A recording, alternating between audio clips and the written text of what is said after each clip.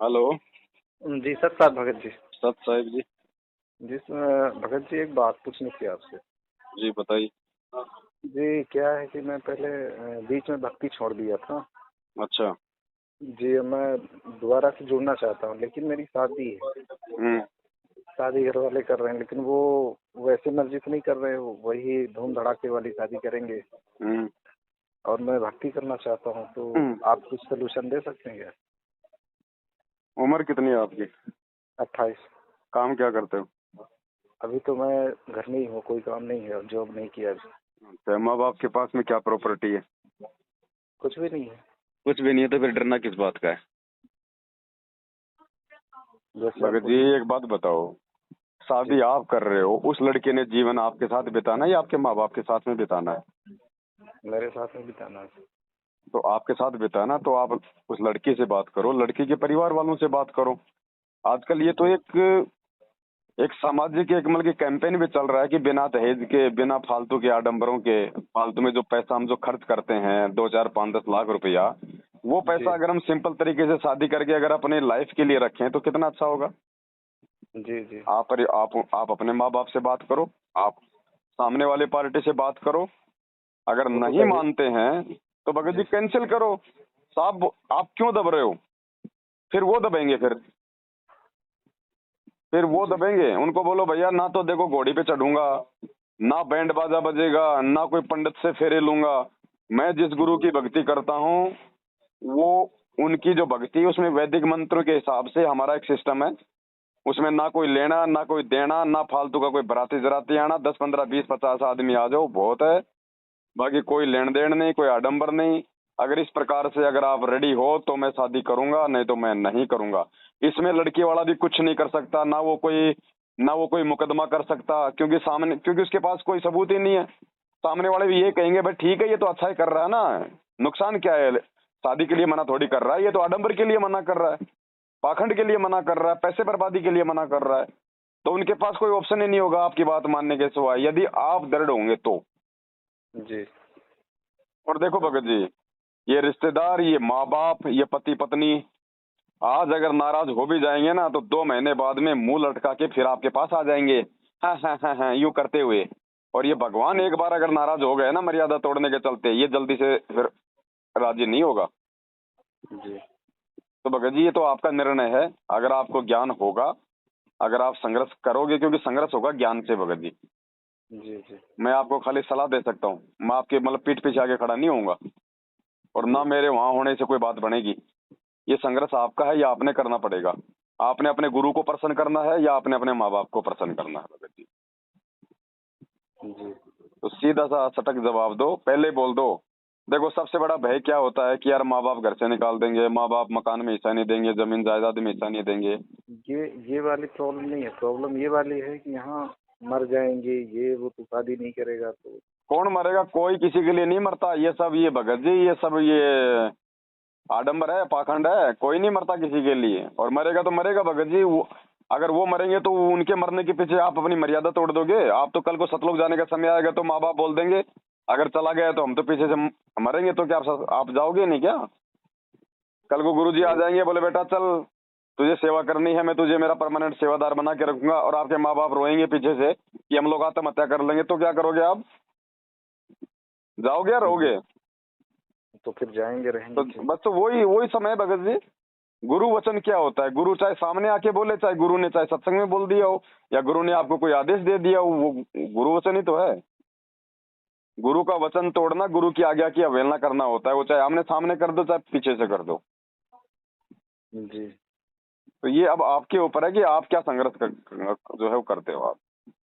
वो बोलते हैं कि ठीक है मैं दहेज तो नहीं लूंगा, लेकिन वो पंडित वाला काम थोड़ी न नहीं मना कुछ नहीं करेंगे। करेंगे न, कुछ नहीं करेंगे न, कुछ नहीं करेंगे। अगर वो पंडित अगर लिखित में गारंटी देता है जी कि भैया तुम लोगों का कभी जिंदगी में कुछ नहीं बिगड़ेगा, ना कभी लड़ाई होगा, ना झगड़ा होगा, ना कभी तुम्हारा डाइवर्स होगा, है, और ये लड़की जो है ये कभी विधवा नहीं होगी, ये बातें पंडित जी अगर 1,000 के स्टाम्प पे लिख के देता है, अगर ऐसा कुछ जी हो गया तो मैं अपनी पूरी प्रॉपर्टी इनके नाम कर दूंगा, ऐसा लिख के देता है, तो बोलो उनको उस पंडित जी से मेरी बात करवा दो। कौन है? ये लो, वो पंडित ही हाथ खड़े कर लेगा। वो पंडित ही बोलेगा साहब मैं गारंटी नहीं देता ऐसा। जब वो गारंटी नहीं दे रहा तो फिर काहे का फिर वो नाटक कर रहा है, नकली माल है फिर उसके पास में। जी अरे रामचंद्र जी की शादी किसने कराई थी भगत जी? वशिष्ठ ने, जो जो जी जी जो तीनों लोगों का ज्ञाता था।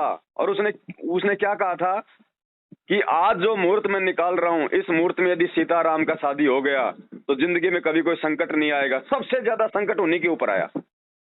जी तो ये वशिष्ठ से बड़े हैं क्या? ये 500 रुपए में जो लेके शादी करवा देते हैं।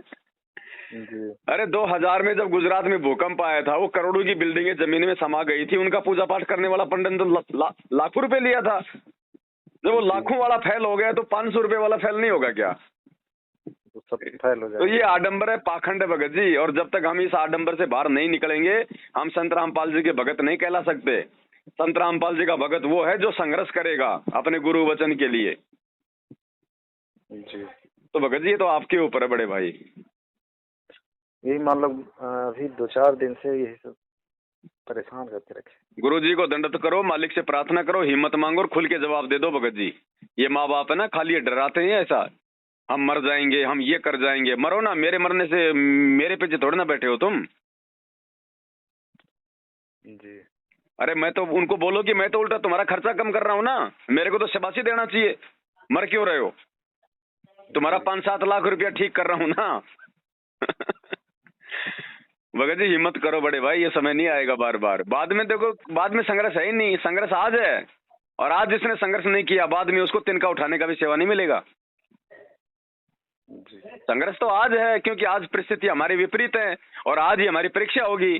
कल को तो पूरी दुनिया परमात्मा के चरणों में होगी। कौन शादी करेगा, कौन बैंड बाजे बजाएगा, कौन घोड़ी पे बैठेगा? तो संघर्ष कहाँ है?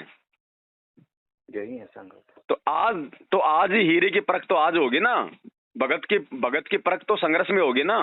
तो गुरुजी आज ही तो देख रहा है, वो छटनी आज ही तो कर रहा है। गुरुजी जेल से आने से पहले पहले अपने हीरे मोतीलाल छांट लेगा परमात्मा, जो उसके असली हैं। जी अब भगत जी यही होता है। बाकी तो देखो भाई, अब गुरुजी अगर आप सारे काम अगर उल्टे अगर करोगे तो गुरुजी तो कोई आपके सामने आके आपका हाथ पकड़ने वाले है नहीं कि बेटा ये मत कर। गुरुजी तो सबको सामूहिक रूप से समझा देते हैं, सबके लिए समान नियम है। अब जो तोड़ेगा वो अपना भुगतेगा, जो नहीं तोड़ेगा वो भगत जी परमात्मा का प्यारा। तो ये आपकी लड़ाई है भगत जी, ये किसी और की लड़ाई नहीं है भगत जी, ये आपकी लड़ाई है। क्योंकि अब भगत जी अगर मैं 10th में अगर बैठा हूँ तो मेरी परीक्षा हो रही है ना। दोस्त तो मेरे को सलाह दे सकता है, यार नोट्स वगैरह पढ़, थोड़ा अच्छे से ध्यान से पढ़, थोड़ा याद कर ले, मैं तेरे को दे देता हूँ क्या क्या आएगा। बाकी वो परीक्षा तो आपने देनी पड़ेगी, दोस्त थोड़ी देगा। तो हम तो आपकी इतना हेल्प कर सकते हैं बस भगत जी, थोड़ा हिम्मत बंधाने के लिए। बाकी हिम्मत तो आपने करनी पड़ेगी भगत जी। और कुछ नहीं करने वाले माँ बाप, कुछ नहीं करने वाले, आप अड़ जाओ, कुछ नहीं होगा भगत जी। चुपचाप लड़की दे के जाएगा, चुपचाप लड़की ले आओ, कुछ नहीं, कोई आडंबर नहीं, कोई फाकड़ नहीं। जी अब आप देखो भगत जी आगे का रास्ता ना, करेंगे प्रयास इस बार। हाँ प्रयास ही है, प्रयास करेंगे। अगर अंदर से अगर इच्छा होगी वास्तव में तो मालिक साथ देगा भगत जी। बाकी तो ये तो काम भगत जी तो बिगड़ा हुआ है, ये देख लो। फिर ये घाव नहीं भरेगा कभी जिंदगी में भगत जी। आप ये घाव नहीं भर पाओगे, क्योंकि मालूम होते सत्य हम गलती कर देंगे ना, फिर उस चीज का भगत जी घाव नहीं भरा जाता। जी तो आप देख लो, बात कर लो प्यार प्रेम से, ऐसे कोई वो नहीं है। यही देखना पड़ेगा, नहीं तो क्या करना पड़ेगा, यहाँ से जाना पड़ेगा फिर तो कहीं, नहीं तो यहाँ तो जाना कहाँ पड़ेगा, जाएंगे कहाँ, जाने का क्या दिक्कत है? बोलो उनको, माता पिता को बोलो, भैया देखो मैं कोई बच्चा तो हूँ नहीं, मेरी भी अपनी सोच है, मेरे भी अपने विचार हैं। दुनिया चांद पे पहुंच रही है, तुम मेरे को गधे पे बैठा रहे हो। हैं? जी तो सीधा बोलो ना भगत जी, इसमें काहे का डर है? इसके अंदर आपके लाइफ का मामला है ना। और लाइफ तो चलो भाड़ में जाए, तो आध्यात्मिक मामला आ गया सबसे बड़ा। तो गुरु वचन टूट गया तो यहीं पे धक्के खाते फिरेंगे फिर। वो तो सबसे प्रथम है। तो बस, तो आत्म कल्याण के मार्ग में गुरुजी ने कह दिया, ना माँ की माननी, ना बाप की माननी, ना पत्नी की माननी, परमात्मा की माननी है केवल। जी भगत। तो कोई दबाव नहीं भगत जी, सीधा सट ठोक के 2 टूक में जवाब दो। माता पिता है तो अपनी जगह, आप कोई उनको घर से धक्के मार के नहीं निकाल रहे, आपकी जिम्मेदारियां आप अपनी पूरी करो, लेकिन मर्यादा में रह के, फालतू की आडंबर में पाव दे के नहीं। बेटा बेटी का फर्ज है माँ बाप का ध्यान रखे, बुढ़ापे में सेवा करे, टाइम पे खाना दे, अच्छा बोले। इससे ज्यादा कोई माँ बाप को कोई कंधे पे लेके घूमने का ठेका नहीं ले रखा किसी ने, जी। है ना। माँ बाप हैं तो अपनी जगह भगत जी, अगर उनकी जिम्मेदारी है तो हमारे भी कुछ फर्ज हैं, हमारे भी कुछ कर्तव्य हैं, हमारे गुरु जी के प्रति हमारी भी कुछ जिम्मेदारियां भाई। जी जी। और कल को इनको ज्ञान समझ में आएगा, फिर क्या करोगे? फिर क्या करोगे?